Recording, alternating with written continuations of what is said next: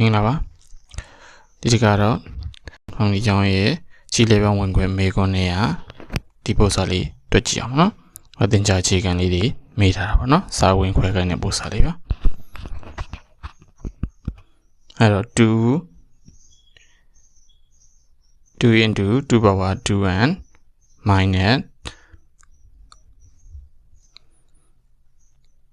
2 power 7 into 2 power n plus 5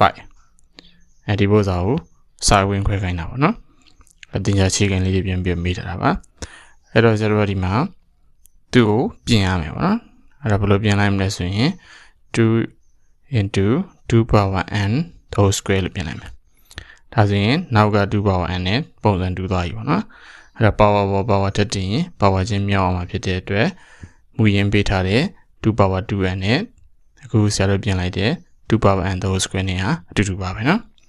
အဲ့ဒါမှဆရာတို့ကဘယ်လိုမြင်ကြမလဲဆိုရင်2 power n ကို